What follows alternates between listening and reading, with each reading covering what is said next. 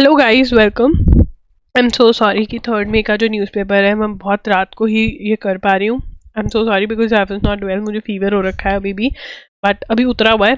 But तो अभी मैं कर रही हूँ फटाफट से, इससे पहले कि चढ़ जाए। तो एजुगिरी यूट्यूब चैनल पर अगर आप पहली बार आए तो 6 PM पे नॉर्मली हमारा द हिंदू एनालिसिस होता है।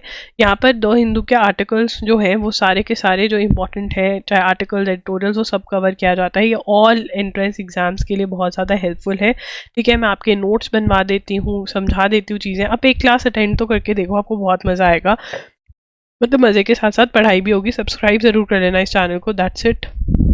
चलिए स्टार्ट करते हैं, और लाइक कर देना, ठीक है ना, अगर अच्छा लगे तो कमेंट भी कर देना। चलिए यहाँ पर द सुप्रीम कोर्ट, अब यहाँ पढ़ेंगे। The supreme court on Thursday categorically said law and order is a state subject after West Bengal complain that the central bureau of investigation claims unilateral right to investigate offences committed by central employees with in state jurisdiction. तो यहाँ पर वो कह रहे हैं कि CBI जो है वो इन्वेस्टिगेट नहीं करेगा जो सेंट्रल एम्प्लॉयज स्टेट की जुरिस्डिक्शन में है। ठीक है ना, यहाँ पर लिखते हैं क्या कह रहे हैं, ये लिखे, पहले हम प्रोपोजिशन लिख लेते हैं। सेंट्रल एम्प्लॉयज committing employees, एक मिनट, employ spelling, employees committed offenses within state jurisdiction। ठीक है ना, इसका मतलब क्या है? ठीक है ना, सेंट्रल एम्प्लॉयज मतलब इंडियन गवर्नमेंट के एम्प्लॉयज, सेंट्रल एम्प्लॉयज मतलब इंडियन गवर्नमेंट के एम्प्लॉयज। ठीक है ना, भारत सरकार के एम्प्लॉयज। ठीक है, स्टेट एम्प्लॉयज तो होते हैं मतलब जो स्टेट के, मतलब वेस्ट बंगाल के एम्प्लॉयज, ये सब हो गया। पंजाब हरियाणा के एम्प्लॉयज, महाराष्ट्र के एम्प्लॉयज, केरला के एम्प्लॉयज। ठीक है ना, तो वो स्टेट के एम्प्लॉय हो गए। सेंट्रल एम्प्लॉयज इंडियन गवर्नमेंट के एम्प्लॉय। कमिटेड ऑफेंस, कुछ गलत काम किया। स्टेट जुरिस्डिक्शन, जुरिस्डिक्शन मतलब किसकी टेरिटरी में, ठीक है ना, किसके एरिया में, किसके इलाके में, वहाँ किसकी कौन एक्शन लेगा, स्टेट का जुरिस्डिक्शन है वहाँ पे सेंट्रल एम्प्लॉयज, सेंट्रल गवर्नमेंट के एम्प्लॉयज ने अगर कुछ गलत काम किया है, ऑफेंस कमिट किया है, तो किसके पास पावर होगी? वेस्ट बंगाल स्टेट के पास या फिर सीबीआई के पास। ठीक है ना, तो यहाँ पर वेस्ट बंगाल कंप्लेंट लिखेंगे। West Bengal complained that CBI claims unilateral right to investigate in above situation। अब यहाँ पर वेस्ट बंगाल ने क्या किया, कंप्लेंट करी है कि भैया सीबीआई की कैसे हो गई, ये तो हमारी टेरिटरी में करा है, तो हम एक्शन लेंगे। सुप्रीम कोर्ट ने अभी क्या कहा है, सुप्रीम कोर्ट ने क्या बोला? Supreme court said law and order is state subject. से सब्जेक्ट का मतलब क्या होता है, इसका ये क्या सब्जेक्ट का मतलब होता है? देखो यहाँ पर आपको समझने की कोशिश करना अभी। ठीक है, सब्जेक्ट्स होते हैं। ठीक है, अब देखो यार, हमारे यहाँ पर गवर्नमेंट बहुत सारी है। सेंट्रल लेवल पे भी गवर्नमेंट है, भारत सरकार, पीएम होते हैं जिसके। ठीक है, फिर स्टेट लेवल पे भी गवर्नमेंट आ जाती है, लोकल लेवल पे भी गवर्नमेंट आ जाती है। ठीक है, लोकल लेवल में भी म्यूनसिपल कॉरपोरेशंस हैं, काउंसिल्स हैं, ठीक है ना, पंचायत है ना, कितने सारी चीज़ें हैं। ठीक है ना, बट लॉ मेकिंग अथॉरिटी जो है वो कहाँ पर है? ये दोनों के पास है, सेंट्रल और स्टेट के पास। पीएम, जो हम पार्लियामेंट बैठती है ना, पार्लियामेंट में लेजिस्लेचर होती है। लेजिस्लेचर क्या होती है? Law making authority. मतलब लॉ कौन क्या कैसे चलेगा वो कौन डिसाइड करता है? सेंट्रल गवर्नमेंट या स्टेट गवर्नमेंट के पास भी लॉ मेकिंग अथॉरिटी है। दोनों के पास लेजिस्लेचर है। लेजिस्लेचर क्या होती है? Law making authority. साथ में बोलेंगे, लेजिस्लेचर क्या होती है? Law making authority. अब दो लॉ मेकिंग अथॉरिटी है तो दोनों में लड़ाई हो जाएगी कि मैं लॉ बनाऊंगी, इस पर मैं लॉ बनाऊंगी, है ना। बट वो लड़ाई नहीं होनी चाहिए, तो वो लड़ाई ना हो इसलिए क्या किया हुआ है, सब्जेक्ट्स की डिवीजन करी हुई है। सब्जेक्ट्स की डिवीजन मतलब कि इस पे ये बनाएंगे, इस पे ये। तो यूनियन लिस्ट है जिसके ऊपर सिर्फ और सिर्फ कौन लॉ बना सकता है? Central government. जो सब्जेक्ट्स इसके अंदर है, जो चीजें यूनियन लिस्ट में, उसके ऊपर लॉ कौन बना सकता है?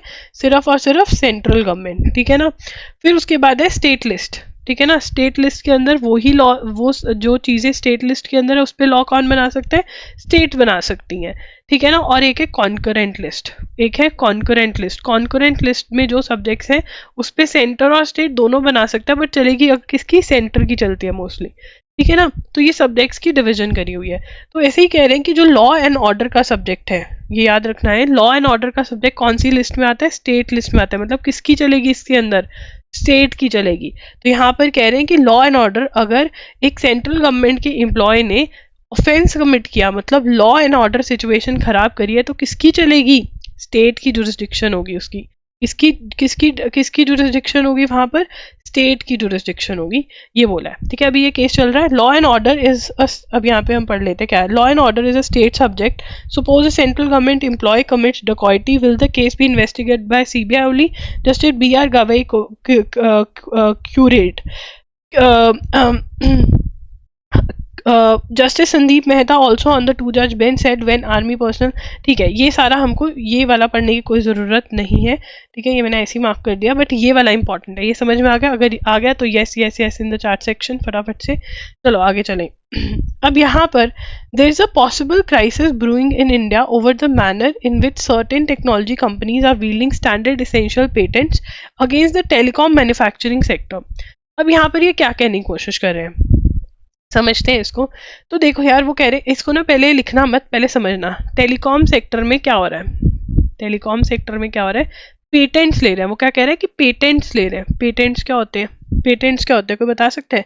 पेरेंट्स नहीं बेटा, पेटेंट, पेटेंट। कोई बता सकते हैं पेटेंट क्या होता है इन द चार्ट सेक्शन, कोई आइडिया? पेटेंट क्या होता है, मान लो कोई तुमने कोई प्रोसेस बना लिया, कोई चीज बनाने का प्रोसेस बना लिया, ठीक है ना, कोई चीज बना ली, तो तुमने उसके ऊपर कॉपीराइट ले लिया, जो हम अब नॉर्मल लैंग्वेज में बोलते हैं कॉपीराइट की, इसके ऊपर अब मेरा हक है। ठीक है ना, तो वैसे ही पेटेंट मिलता है। ठीक है ना, पेटेंट ले लेते हैं वो। जैसे सिम है, सिम है, सिम 2 टाइप के होते हैं, एक सीडीएम है, एक जीएसएम। ठीक है ना, तो इसके ऊपर कॉपीराइट पेटेंट है, जिस कंपनी का पेटेंट है, ठीक है ना, एरिक्सन का पेटेंट है इसके ऊपर। किसका पेटेंट है, एरिक्सन का पेटेंट है। अब एरिक्सन कंपनी जो है, अगर किसी को भी जीएसएम वाला सिम यूज करना है, तो अब एरिक्सन को पे करेगा वो कि ले भाई पैसे, पर हर फोन में जीएसएम होता है। तो अब यहाँ पे जो ऑर्डर है वो कह रहा है कि भैया पेटेंट लेकर बैठ जाते हैं, इससे बहुत दिक्कत होती है। जो दूसरी कंपनीज है वो तो कुछ बना ही नहीं सकती हैं, हर चीज में पैसा देना पड़ता है। तो आओ इसको पढ़ते हैं, अब आपको समझ में आएगा। There are is a possible crisis brewing, वो कह रहे हैं कि आने वाले टाइम में शायद एक बहुत बड़ा क्राइसिस हो सकता है, in which certain technology companies are wielding standard essential patents against the telecom manufacturing sector in India. This is a complex policy issue which has direct ramifications for India's efforts to build a domestic manufacturing industry for cellular phones. So far, the issues of regulations SEPs have been left to the judiciary, which is an institution has mostly missed the ball. अब यहाँ पर हम note करेंगे, mind map बनाने की कोशिश करेंगे तो समझ में आ जाएगा, टेंशन मत लो। अब यहाँ पे क्या कह रहे हैं, SEPs, that is standard essential patents, that is SEP patents, that is SEP in telecom sector। ठीक है ना, मतलब जो इसेंशियल चीज़ें होती हैं जो टेलीकॉम सेक्टर में यूज़ होती है, मैन्युफैक्चरिंग, ठीक है ना, यूज्ड इन मैन्युफैक्चरिंग, ठीक है ना, उसके ऊपर वो क्या करते हैं, उसके ऊपर तो पेटेंट होता है, तो पैसे पे करने पड़ते हैं। ठीक है ना, तो वो कह रहा है, राइटर कह रहा है कि भाई ये हमारी इंडस्ट्री के लिए, मैन्युफैक्चरिंग इंडस्ट्री के लिए सही नहीं है। सेलुलर उसमें भी सेलुलर मैन्युफैक्चरिंग के लिए, मतलब जो सेलफोन्स बना रहे हैं उसमें सही नहीं है। To begin with, it is important to understand importance of SEPs. There are patents that cover technologies which are adopted by the industry as standards. क्या कह रहे हैं इसको, ठीक है, सेप्स क्या होते हैं, सेप्स क्या होते हैं, दीज आर पेटेंट्स लिखेंगे, these are patents that cover technologies which are adopted by the industry as standards। मतलब अब जो सिम है, ठीक है ना, अब जो सिम है जीएसएम, ठीक है ना, अब वो तो स्टैंडर्ड है, वो तो हर फोन में लेके आई, अगर वो नहीं होगा तो कोई फोन ही नहीं खरीदेगा। तो अब जिसको भी फोन बनाना है उसको एरिक्सन को पैसे देने पड़ेंगे। ठीक है ना। अब ये क्या कह रहे हैं, for example technology such as CDMA, वो क्या कह रहे हैं, for example technology such as CDMA, GSM, LT are all industry standards. मतलब टाइप ऑफ सिम जो डलता है उसका जो मतलब पूरा वो है सिस्टम, अब वो तो डलेगा ही ना फोन के अंदर। अब वो उसके ऊपर पेटेंट लिया हुआ है, मतलब अगर कोई भी वो यूज करेगा तो उसको उस पेटेंट को उस कंपनी को पे करना पड़ेगा, ठीक है ना। Theoretically the companies which own SEPs again enormously because every manufacturing of cellular phone has to license the technological standards in question in order to survive in the market, उसको पे करना पड़ेगा। तो ये कह रहे हैं कि भैया ये सही नहीं है। तो SEPs हमें बस स्टैंडर्ड इसेंशियल पेटेंट्स है, ये इसका फुल फॉर्म है। इसका मतलब जो इंडस्ट्री में स्टैंडर्ड चीज़ है, मतलब कोई भी चीज़ को बनाने के लिए जो इम्पॉर्टेंट चीज़ है, जब उससे बिना वो चीज़ ही नहीं बन सकती, जब उस पर पेटेंट हो जाता है तो वो कह रहे हैं कि वो बहुत दिक्कत की बात होती है, ठीक है। कंपटीशन कमीशन इन इंडिया के पास माइक्रोमैक्स गया था ये चैलेंज करते हुए कि जो एरिक्सन है वो इतने पैसे ले रहा है हमसे अपनी डोमिनेंट पोजीशन, मतलब क्योंकि वो मार्केट में चीज़ें उसने पहले बना ली और अब वो पेटेंट लेके बैठा हुआ है तो हमारे लिए दिक्कत हो रही है। तो उसके अंदर जो था कंपटीशन कमीशन ने कुछ ज़्यादा किया नहीं। अब दिल्ली हाई कोर्ट के पास वो केस पड़ा है, तो मतलब कोई एक्शन नहीं ले रही है। वो ये भी क्रिटिसाइज किसको कर रहा है, जुडिशरी को कर रहा है। तो यहाँ पे हमने बेसिक सेप का मतलब समझ लेना है, ठीक है। सेप का फुल फॉर्म और बेसिक स्टैंडर्ड। और पेटेंट का क्या है, पेटेंट इज मतलब उस चीज पे हक जो है, कॉपीराइट कह सकते हैं हम देसी भाषा में उसको, ठीक है ना, वैसे पेटेंट बोलते हैं, ठीक है ना। आगे चलेंगे। एस जो एक मिनट, हाँ, S Jyoti Mani Congress member of parliament from Tamil Nadu has introduced a private member named right to menstrual hygiene. तो यहाँ पर अब मेंस्ट्रुअल हाइजीन की बात हो रही है।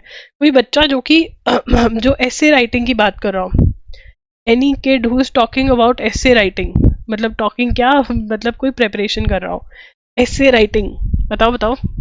एंड गाइस NL SAT में एक लॉगरियन का AIR 41 आया है, ऑल इंडिया रैंक 41।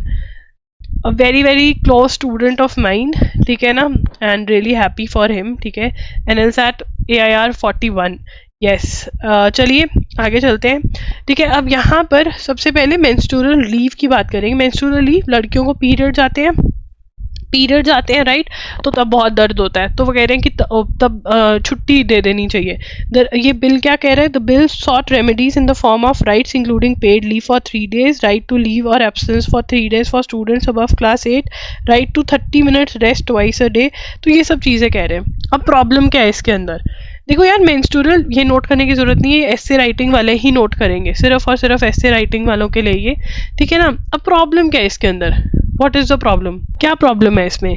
प्रॉब्लम ये है कि वुमेन को, ठीक है ना, वुमेन को वैसे ही जो है जॉब जो है वो कम दी जाती है। क्यों, क्योंकि बहुत सारी प्रॉब्लम्स होती हैं, सेफ्टी की प्रॉब्लम कंपनीज को लगती है, ठीक है ना। फिर मैरिज के बाद प्रेगनेंसी, ये सब इश्यूज जो होते हैं ना, ये वुमेन के साथ ही जुड़े हुए हैं, स्पेशली घर संभालना, बच्चा संभालना अभी भी, और ऊपर से मेंस्ट्रुअल लीव वाला हो जाएगा तो कंपनी कहेगी भाई ये तो छुट्टी पे ही रहेगी।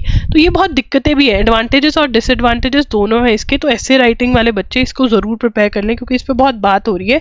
अब यहाँ पर मेंस्ट्रुअल वाले जो बच्चे MCQs वाले हैं वो क्या क्या नोट कर लें, वो भी नोट करेंगे। एक मिनट रुको, यस, यहाँ पे लिख लो मेंस्ट्रुअल लीव, मेंस्ट्रुअल लीव, ठीक है ना। तो यहाँ पर 2021 में right to menstrual hygiene and paid leave bill आया था। बिल क्या होता है, व्हाट इज अ बिल होता है प्रपोज्ड लॉ, कि ऐसा लॉ बना सकते हैं। तो बिल लॉ कब बनता है, जब वो डिस्कशन होती है, पास होता है पार्लियामेंट में या लेजिस्लेचर में, फिर प्रेसिडेंट उसको एसेंट देते हैं, तब जाके वो लॉ बनता है, ठीक है ना। तो प्रपोजल था ये एक प्रपोजल था कि भैया मेंस्ट्रुअल लीव जो है वो देनी चाहिए, ठीक है ना। तो ये 2021 में आया। सेकेंड चीज़, कौन सी स्टेट के अंदर ऑलरेडी ये दिया जा रहा है, केरला के अंदर फर्स्ट, ठीक है ना। केरला या कोचीन तब कहते थे, Cochin was first state to recognize the need for period leave, ठीक है ना। कब, for students during examination period leave in 1912, इतना पुराना 1912 में, ठीक है ना, leave during examinations for students, examinations for students, ठीक है ना। बिहार कब लेकर आया? 1992 में। बिहार 1992 में allowed government employees 2 day menstrual leave, ठीक है जी, ओके। चलो आगे चलते हैं। Ayushman Bharat the government flagship programme क्या है? इंश्योरेंस प्रोवाइड करते हैं जो पुअर लोग हैं उनको 5 लाख तक का जो भी इलाज है हेल्थ का वो हो जाता है free of cost, government bear करती है, that is Ayushman Bharat. Government flagship programme to achieve universal health coverage, हर किसी को जो हेल्थ जो है हर किसी की ठीक रहे, हर किसी को अफोर्डेबल पे, किसी को टेंशन ना हो अपनी हेल्थ की, जो इलाज है ट्रीटमेंट है वो मिल पाए। ये कब आया? 2018 में। The scheme has 2 interrelated components, health and wellness centres, यार यहाँ पे मुझे कुछ डार्क उठाना पड़ेगा, ये उठाते हैं, एंड प्रधानमंत्री जन आरोग्य योजना, हेल्थ एंड वेलनेस सेंटर्स हैं और प्रधानमंत्री जन आरोग्य योजना है that aims to provide health cover of ₹5 lakh per family per year for secondary and tertiary care hospitalisation to over 12 crore families that form the bottom 40% of the population. तो यहाँ पर हम आयुष्मान भारत के बारे में ये बता रहे हैं। तो आयुष्मान भारत क्या है, लिख लेते हैं। आयुष्मान भारत, ठीक है ना, क्या है, एम क्या है? To achieve universal health coverage, मतलब हर किसी को ट्रीटमेंट अवेलेबल हो, अफोर्डेबल रेट्स पे अवेलेबल हो और अवेलेबल भी हो, पर अफोर्ड भी कर सके, ऐसा नहीं कि बहुत महंगा हो, ये एम है। लॉन्च्ड इन 2018 में लॉन्च किया गया। इसमें 2 चीज़ें आती हैं, 2 कंपोनेंट्स, क्या है इसके अंदर? 2 कंपोनेंट्स है इस प्रोग्राम के। एक कंपोनेंट है health and wellness centre, health और वेलनेस सेंटर खोल रहे हैं इसके अंदर, जिसके अंदर की बहुत सारी अलग अलग चीज़ें खोल रहे हैं, योगा वगैरह भी है। और एक है प्रधानमंत्री जन आरोग्य योजना, ठीक है ना, इसका ही पार्ट है ये। और इसमें क्या है? PMJ बोलते हैं, इसकी फुल फॉर्म पूछी जा सकती है। इसके अंदर क्या है, इसमें क्या कर रहे? एम्स टू प्रोवाइड नहीं, प्रोवाइड ही कर रही है, provide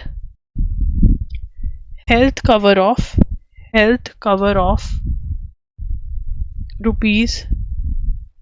₹5 lakh per family per year, ठीक है ना। तो Ayushman Bharat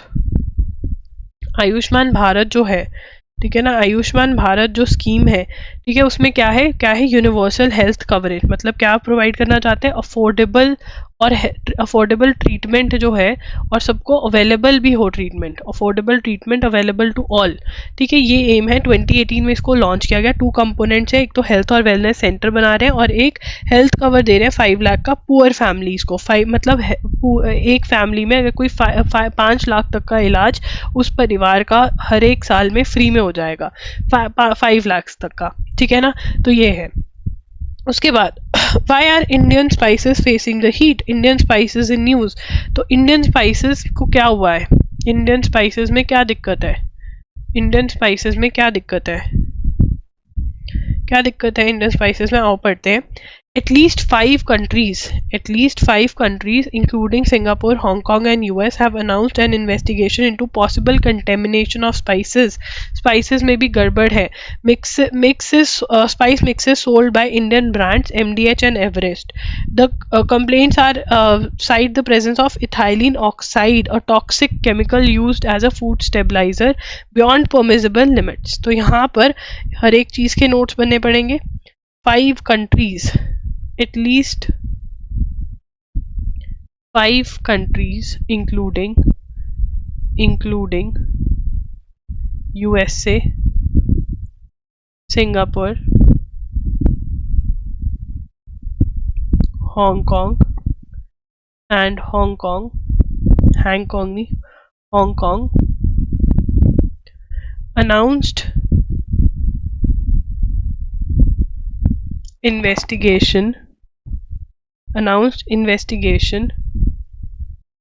into possible contamination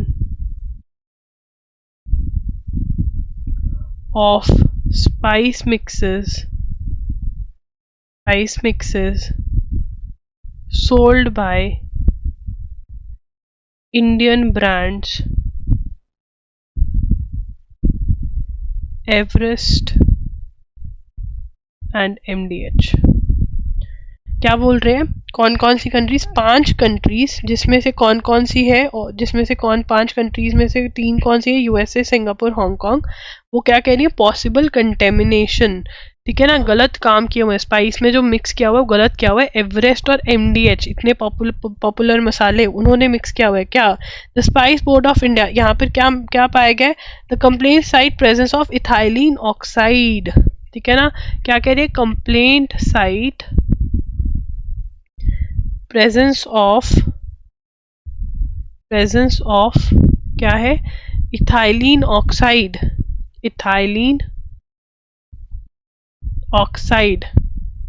that is ETO। Ethylene oxide क्या करता है, इथाइलिन ऑक्साइड एक केमिकल है। क्या है ethylene oxide, is a chemical, a toxic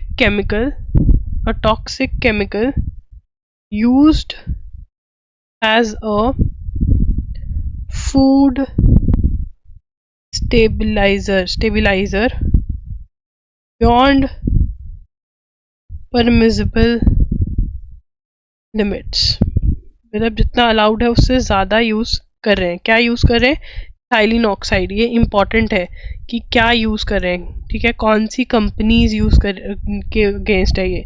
The Spices Board of India in response has initiated mandatory testing of products shipped abroad and is reportedly working with exporters to identify the root cause। अच्छा, जो बाहर भेज रहे हैं उसकी testing, जो India में हम लोगों को खिला दो गंद, इनको नहीं खिलाना, हमारा ध्यान कौन रखेगा, हम लोगों को खिला दो गंद मन, है ना, यही है। The domino first shook on April 5 when Hong Kong Center for Food Safety suspended the sale of 3 MDH plant।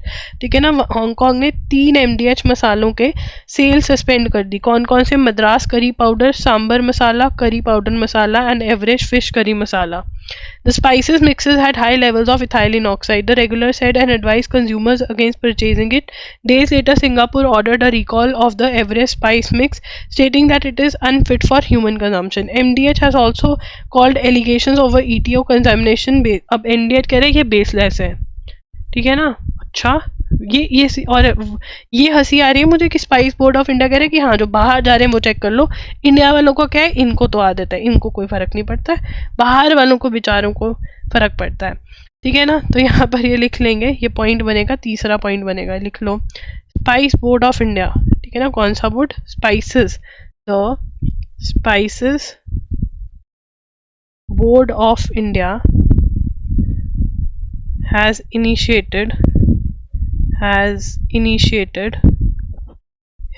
initiated mandatory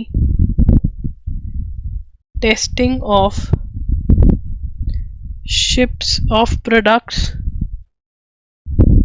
shipped abroad।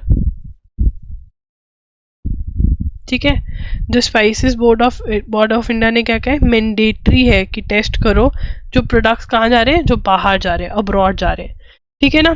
उसके बाद आगे चलेंगे, MDH and Everest spice mixes allegedly contain high levels of ETO, prohibited pesticide। ETO क्या है, prohibited pesticide है ये। हो ये हमको ये खिला रहे हैं, पहले वो नेस्ले वाला बचपन खराब कर गया हमारा, अब ये भी बुढ़ापा जवानी सब खराब कर रहे हैं। तो चौथा पॉइंट क्या बनेगा, MDH एंड एवरेस्ट का तीखा लाल, कश्मीरी लाल। ऐड देखिए वो, spice mixes contain high levels of sorry for the burb, ETO which is a prohibited pesticide, मतलब पौधों पे भी नहीं छिड़कते उसको और ये हमारे पेट में डाल रहे हैं। प्रोहिबिटेड, मैं तो अब खादी के मसाले लेकर आऊंगी, इनसे भी विश्वास उठ गया, बताओ। प्रोहिबिटेड पेस्टिसाइड अब ये, ठीक है। Now flammable gas that was originally intended for sterilising medical devices, ले भाई, मतलब पढ़कर ही दुख हो रहा है मेरे को, मसाले भी नहीं खाने अब, ठीक है। तो अब यहाँ पर क्या कह रहे हैं, ETO is a colourless gas, ठीक है ना, कलरलेस फ्लेमेबल, मतलब ये खाने के बाद मसाले वसाले पेट में तीली नहीं फेंकनी है, आग लग जाएगी। Gas that was originally intended for sterilising medical devices को वो करते हैं, जैसे अब वो कोविड-19 में क्या था वो हाथों पे लगाते थे, भाई नाम भूल गई मैं, ठीक है। It is used for used as a chemical in industrial setting, agriculture, and as sterilizing agent in food. The chemical lends life to spice industry. It reduces microbial contamination. अब ये क्यों यूज करते थे, क्योंकि ये कह रहे हैं कि ये जो है ये क्या करता है, ठीक है, केमिकल, the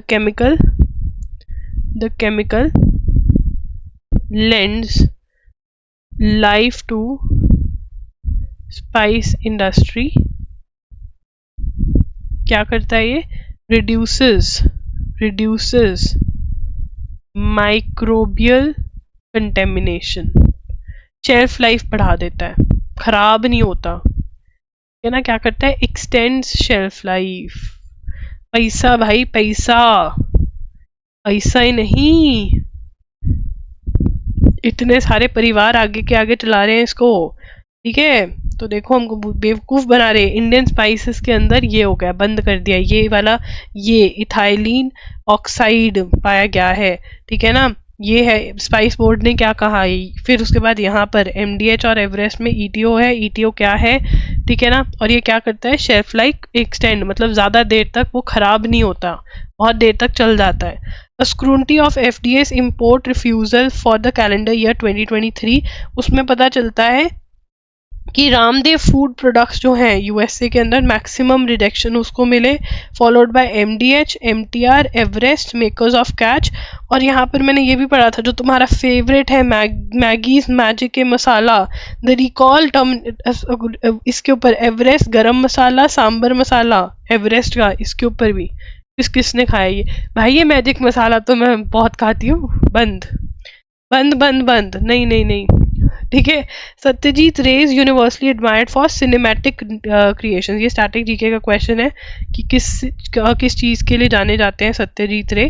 सत्यजीत रे is admired for, sorry guys sorry, जिसने हेडफोन लगाया था उसके लिए उससे तो बहुत ज्यादा, he is a film maker, he is a film maker, ठीक है, फ्रॉम वेस्ट बंगाल। चलो आगे चलेंगे। अब यहाँ पर चाइनीज गवर्नमेंट वाज अल्टीमेट पे मास्टर ऑफ न्यूज क्लिक, क्या क्या क्या क्या न्यूज क्लिक के, न्यूज क्लिक के फाउंडर कौन है, पहले तो ये लिखेंगे, news click founder, news click ये एक वेबसाइट है, न्यूज क्लिक फाउंडर प्रबीर पुरका यस्ता, ठीक है ना, ठीक है। क्या कर रहे थे, acting on behalf of, acting conspiring, एक मिनट पहले नहीं पढ़ लेते फिर इसका माइंड मैप बनाएंगे।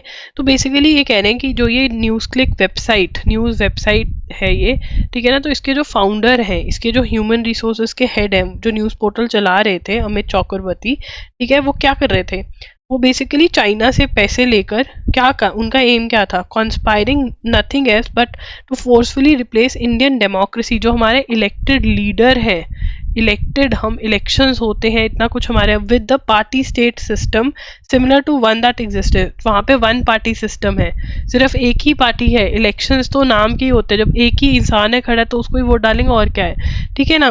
The chargesheet also alleged that Mr. Pukhasta infused funds from China into India to stoke and sustain 2020 Delhi riots। जो CAA प्रोटेस्ट हुई उसके अंदर पैसा डाला इन्होंने, चाइना से आया था। जो फार्मर्स प्रोटेस्ट हुई उसके अंदर भी पैसा डाला था इन्होंने, चाइना ने, ठीक है। The police said the accused allied with supported and funded Pakistan sponsored Kashmiri terrorist groups। The charge sheet also alleged that out of the funds received from Mr. Singham, Mr. Purkhayasta gave rupees 36 lakh to person with direction to give it further to Sarjeel Imam for inciting Delhi riots। तो ऐसे इन्होंने पैसे forward करे हैं। तो ये यहाँ पर रहकर किसके लिए काम कर रहे थे, चाइना के लिए, क्या चाहते थे, ठीक है ना। तो यहाँ पर charges against him that number 1, ठीक है, नंबर 1, नंबर नहीं ए लिख देते, ए यहाँ पर forcefully replace conspiring to forcibly replace Indian democracy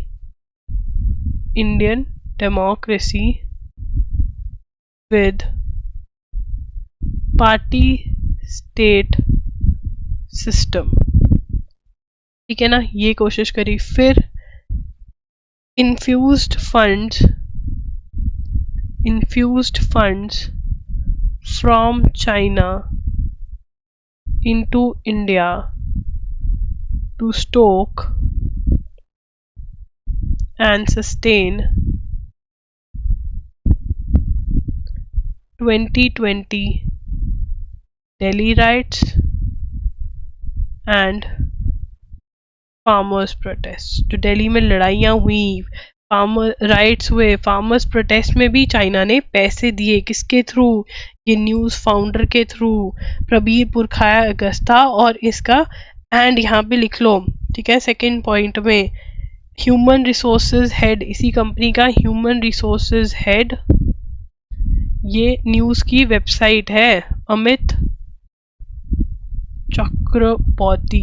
भाई अगर अपन, ये तो देशद्रोही है अगर ऐसा किया है, तो अगर ये प्रूव हो जाता है तो इन्होंने chargesheet file by Delhi police. Third point क्या लिखोगे तुम, नीचे लिखोगे chargesheet filed by Delhi police, ठीक है। दिल्ली पुलिस ने ये एलिगेशंस लगाई हैं इनके अगेंस्ट कि भैया इन दोनों ने ये किया है, ठीक है। चलो केस चलेगा, कोर्ट डिसाइड करेगी। आपको याद रखना है न्यूज़ क्लिक क्या है, वेबसाइट, न्यूज़ की वेबसाइट है, ठीक है ना। न्यूज़ क्लिक क्या है, न्यूज़ की वेबसाइट। USCIRF क्या है ये, USCIRF is biased and has a political agenda. अब यहाँ पर हमें पता होना चाहिए USCIRF है क्या। सबसे पहले तो इसकी फुल फॉर्म, सबसे पहले क्या करेंगे, इसकी full form, US commission on international religious freedom, ठीक है ना। अब इन्होंने क्या बोला, तो ये यूएस की सरकारी कुछ है ये, और ये इंडिया के अगेंस्ट कुछ ना कुछ कमेंट करती रहते हैं, ठीक है ना। अब इन्होंने क्या बोला, सेड दैट इट इज, अब यहाँ पे the report has demanded that India should be declared by the US government as a country of particular concern, कि यहाँ पे चीज़ें ना सही नहीं है, ठीक है ना, ये करते हैं, वो करते हैं, यहाँ पे इनइक्वालिटी है, ये सब कुछ, ठीक है ना। रिपोर्ट, इनकी रिपोर्ट है, रिपोर्ट हैड डिमांडेड, तो फिर ऐसा मतलब डिमांडेड, बट इनकी सरकार कुछ करेगी नहीं क्योंकि हमारे साथ बिजनेस भी तो करना है इन्होंने, that India should be declared by US government as a country of particular concern, ठीक है ना, because of severe religious freedom violations, ठीक है ना। तो इसकी वजह से क्या कंट्री ऑफ पर्टिकुलर कंसर्न की भाई ये ठीक नहीं है, ठीक है ना। तो ये किसने बोला, USCIRF ने, ठीक है ना। और इंडिया क्या बोलता है, इंडिया कहते हैं ये तो वेला है, इसका काम यही है, ये करता रहता है, इसको बात पे ध्यान मत दो, ठीक है। इंडियन पीनल कोड, तो न्यू सिस्टम आ रहा है, न्यू क्रिमिनल लॉज आ रहे हैं, न्यू क्रिमिनल लॉज आ रहे हैं, न्यू क्रिमिनल लॉज आ रहे हैं, ठीक है। PU में तो क्वेश्चन भी आ गया, इसका एग्जाम हुआ था कल, थोड़े दिन हो गए, 2-3 दिन हो गए एग्जाम हुआ, आज पेपर आया, तो उसमें क्वेश्चन भी है न्यू क्रिमिनल लॉज के ऊपर, ठीक है ना। तो यहाँ पे टेबल बनाएंगे, न्यू क्रिमिनल लॉ कौन किसको रिप्लेस कर रहा है, ठीक है। चलो आओ, तो इंडियन पीनल कोड 1860, ठीक है ना। Code of criminal procedure 1973, Indian evidence act 1872, ठीक है ना। अब यहाँ पे कौन कौन आ रहा है, भारतीय न्याय संहिता, भारतीय नागरिक सुरक्षा संहिता एंड भारतीय साक्ष्य अधिनियम। क्या ये सारे याद करने हैं? यस, वहाँ पे यही पूछा हुआ है कौन सा वाला है कौन सा नहीं है, which one of the following is not a name, ठीक है ना। तो ये न्यू क्रिमिनल लॉज हमारे आ जाएंगे, कब से एप्लीकेबल हो रहे हैं बताएगा मुझे ये कोई, 1 जुलाई से, 1 जुलाई से, कब से एप्लीकेबल हो रहे हैं, विल बी एप्लीकेबल फ्रॉम 1 जुलाई, ठीक है ना। विल बी एप्लीकेबल फ्रॉम 1 जुलाई, 1 जुलाई से ये क्या हो जाएंगे, एप्लीकेबल हो जाएंगे 2024। न्यू लॉज क्यों आए हैं भाई, क्या करने हैं हमको new laws, the new laws that were aim to providing speedy justice, मतलब जल्दी जल्दी केसेस का डिसीजन आएगा, ठीक है ना। Strengthening judicial and court management system were based on the principle of access to justice by all and would come into force from July 1, ठीक है ना। तो न्यू लॉज क्या है, इनका एम क्या है न्यू लॉज का, स्पीडी जस्टिस। न्यू लॉज का एम क्या है, एम ऑफ न्यू लॉज, हाँ यार मेरे लिए ना प्रेयर करो, पता नहीं क्या नज़र लग गया मुझे, कुछ हो गया है, मतलब भाई हेल्थ वाइज ना, बस यार प्रे करो मैं ठीक हो जाऊं। Providing speedy justice to citizens, ठीक है। Strengthening strengthening strengthening strengthening judicial and court management system, ठीक है जी, ओके। तो ये आए, फिर उसके बाद कौन रिस्पॉन्सिबल है ये सिखाने के लिए, अब बताना भी तो पुलिस पर्सनल को ट्रेनिंग भी तो देनी पड़ेगी, तो कौन दे रहा training, bureau of police research and development, that is BPR&D, इसकी फुल फॉर्म पूछी जा सकती है हमें, की फुल फॉर्म पूछी जा सकती है, ये क्या है, a premier training and research arm of home ministry, ठीक है ना। तो अब हमें क्या पता चला, ये होम मिनिस्ट्री के अंदर आती है, ठीक है। अब इन्होंने क्या किया है, डेवलप किया है, डेवलप्ड ट्रेनिंग ऑफ ट्रेनर्स, मतलब जो ट्रेनर्स आगे पुलिस वालों को ट्रेन करेंगे कि भाई अब ये लॉ है, वो मॉड्यूल, ठीक है ना। And various other training programmes for different levels of police or prison personnel on new criminal laws।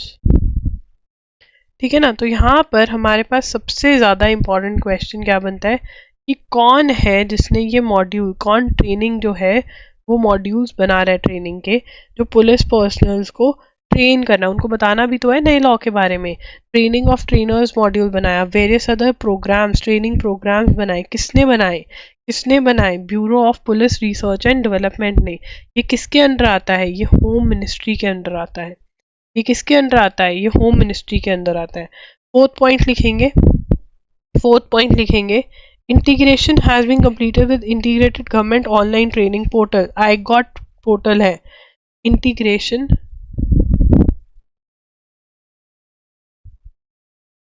had been completed with I got क्या है? Integrated government online training portal, मतलब website, portal to make the courses available to trainees. ठीक है ना। Police trainees जो है, या जिसको भी ये देखना है उसको ये आई गॉट पे मिलेगा। मुझे मिल गया व्हाट कोर्स। ठीक है ना। तो ये इंपॉर्टेंट है। यहाँ से 100% क्वेश्चन बनेगा, या तो यहाँ से बनेगा, या कौन बना रहा है, कब से एप्लीकेबल हो रहा है, 1 जुलाई से 2024 से। तो यहाँ से क्वेश्चन 100% बनेगा। इम्पॉर्टेंट है ये। ठीक है। ओके चलो। NPCI International Payments, the international arm of National Payments Corporation of India signed an agreement। ठीक है। टू सपोर्ट, तो हम जैसे यूपीआई, हमारा यूपीआई बनाया ना इंडिया में, वैसे ही कुछ किसको बना के देंगे? नमीबिया को। ऐसा किसको बना के देंगे? नमीबिया को। तो नोट करेंगे NPCI international payments limited, NIPL। ये क्या है? दिस इज इंटरनेशनल आर्म मतलब international company, organisation of national payments corporation of India, that is NPCI, has signed agreement with Bank of Namibia। क्या करेंगे? बैंक ऑफ नमीबिया के साथ sign कर लिया, तो क्या करेंगे? To support the institution in developing an instant payment system like UPI। जैसे हमारे इंडिया में UPI है, वहाँ पर भी कुछ UPI जैसा बनाएंगे। UPI की फुल फॉर्म क्या है? Unified payment interface. और नमीबिया, किसके लिए बनाएंगे? और नमीबिया। ठीक है ना। नमीबिया के लिए बनाएंगे। तो यहाँ पर किसने किसके साथ अग्रीमेंट साइन किया? National payments corporation of India की जो इंटरनेशनल आर्म है, जो इंटरनेशनल लेवल पे NPCI इंटरनेशनल पेमेंट्स लिमिटेड है, उसने बैंक ऑफ नमीबिया के साथ कि वो UPI जैसा कुछ नमीबिया के लिए बनाएगा। अगेन वेरी वेरी इंपॉर्टेंट, 100% वाला क्वेश्चन है ये। आज आगे चलेंगे। Japan and India are struggling economically because they are xenophobic. ये कौन बोल रहे हैं?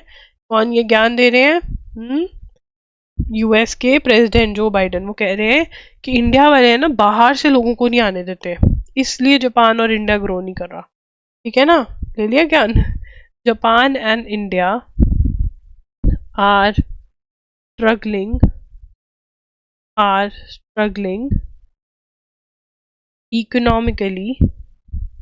economically because they are xenophobic। तो फिर बाइडन जी को कल से सबको ग्रीन कार्ड दे देना चाहिए, बेचारे ऐसे ही लोग इतने वेट कर रहे हैं वहां पे। ये किसने बोला? यूएस प्रेसिडेंट जो बाइडन। ठीक है जी। बाइडन जी क्या कह रहे हैं? xenophobic क्या होते हैं? xenophobic, what is xenophobic? Xenophobic is having or showing a dislike against people from another country। अब तुम ही बताओ इसके ऊपर, मुझे कमेंट्स में चाहिए। ठीक है ना, वो कह रहे हैं इमिग्रेंट्स तो अलाउ नहीं करते जापान और इंडिया, तभी ये इकोनॉमिकली इतने पिछड़े हुए हैं, और यूएस तभी इतनी आगे। दे दिया, सीक्रेट बता रहा है अगला अपना। हाँ ऐसे सही में। ठीक है, Solomon islands MPs elected China. तो यहाँ पर कुछ नहीं, pro China anti China. Solomon islands क्या पीएम कौन है? प्राइम मिनिस्टर क्या नाम है? जेरेमिया जेरीमिया जेरीमिया क्या? जेरीमिया मनेले सॉरी मैन एले मिया जेरी। ठीक है, अब आगे। Police arrested pro Palestinian protest in favour of Palestinians. कहाँ हो रही है? कोलंबिया यूनिवर्सिटी में पढ़ी थी, यूरोप में भी हो रही है, यूएसए में हो रही है, यूनिवर्सिटी ऑफ कैलिफोर्निया में भी हो रही है। कहाँ पर हो रही है? कैलिफोर्निया, लॉस एंजलिस में भी हो रही है। तो लिखेंगे ये pro Palestinian protests on college campuses across the country। ठीक है ना, इन यूएसए। ठीक है ना, कहाँ पर हो रही है अभी ये? University of California, that is Los Angeles. ठीक है जी, चलो आगे चलें। The Tamil Nadu government issued advisory on banning the use of liquid nitrogen in food and warned of stringent action against violators। जो liquid nitrogen, जो वो Instagram पे videos नहीं बनती, वो पता नहीं कुछ है ना, वो यूज नहीं कर सकते nitrogen. Tamil Nadu government issued advisory banning use of liquid nitrogen in food। ठीक है ना, लिक्विड नाइट्रोजन ही यूज कर सकते फूड में। In 1991, The Hindu reported that London-based company developed a system to improve the quality and shelf life of food, introducing droplets of। तो क्या करता है ये भी शेल्फ लाइफ, बस पैसे के चक्कर में कर रहे हैं ये। ठीक है ना, London based company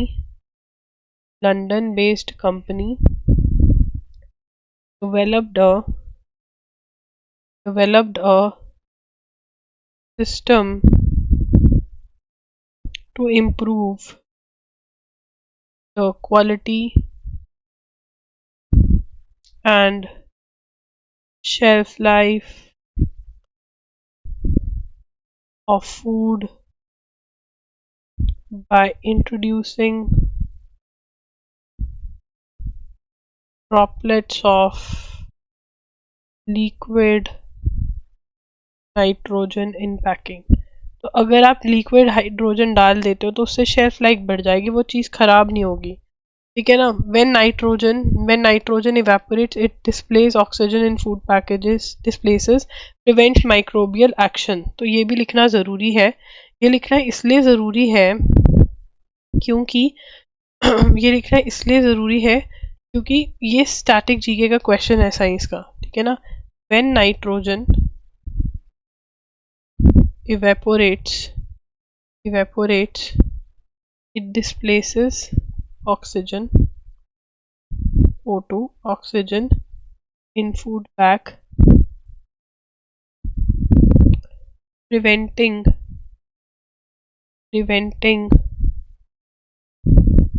microbial action and preserving freshness, ठीक है ना।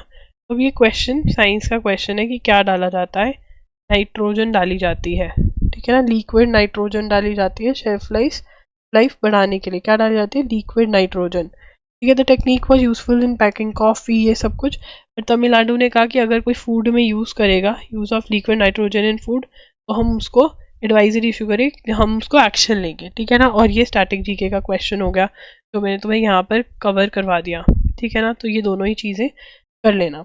अब यहाँ पर आप loggery.in पर जा सकते हैं and if you want to buy our loggery.in, चाहे तो आप वन शॉट्स बाय कर सकते हो। वन शॉट 7 to 8 आवर्स में आपका 1 full month प्रिपेयर करवा देंगे। वीडियो लेक्चर्स भी हैं, नोट्स भी हैं, ठीक है, डिजी नोट्स भी हैं, ये सब कुछ अवेलेबल है, वो आप कर सकते हैं। उसके बाद देन वी हैव MCQs, ठीक है ना। ये जैन फेब मार्च के अवेलेबल है, अप्रैल वाले मैं कंप्लीट कर रही हूँ, ये भी अभी डाल दूंगी। सबके सारे 30 डेज के एक साथ ही चले जाएंगे, ठीक है ना। इसमें से आपके अदर सोर्सेज भी कंप्लीट होते हैं, मतलब द हिंदू तो कवर होता ही है, अदर सोर्सेज में से भी क्वेश्चंस कवर किए हुए हैं, ठीक है। उसके बाद आपके हैं मॉक टेस्ट, ठीक है। CUT UG के मॉक टेस्ट अवेलेबल है हमारे पास, जामिया के मॉक टेस्ट अवेलेबल हैं, स्लैट के मॉक टेस्ट अवेलेबल हैं, ठीक है। MHCD 5 years के मॉक टेस्ट अवेलेबल हैं, ठीक है। उसके बाद AIL army institute of law के लखनऊ यूनिवर्सिटी के। नेक्स्ट बताओ किस पे काम करें, ठीक है ना। ऑप्शंस हैं, कौन चाहता है AMU का है, कौन चाहता है इलाहाबाद का, लॉ की बात कर रही हूँ मैं, कौन चाहता है TS लॉ CET का है, ठीक है ना। TS लॉ CET 5 year करना है या 3 year, ये आप मुझे बताओगे, जो भी कहोगे उस पर काम चालू मैं कर दूंगी, ठीक है ना। ये हमारे पास ऑलरेडी है, ठीक है, राइट। loggery.in। एंड ऑल्सो अगर आपको ये सेशन अच्छा लगा हो तो कमेंट कर देना, इस वीडियो को लाइक कर देना, एंड चैनल को सब्सक्राइब कर देना, एंड अपने फ्रेंड्स के साथ ज़रूर शेयर करना। एंड गाइस जब रिजल्ट आता है ना हमारी वजह से, मतलब हमने तुम्हारी हेल्प करी हो तो बता दिया करो, ठीक है ना। थोड़ी सी हमारी भी मदद कर दिया करो उसके बाद। चलो ठीक है, ओके बाय, टेक केयर।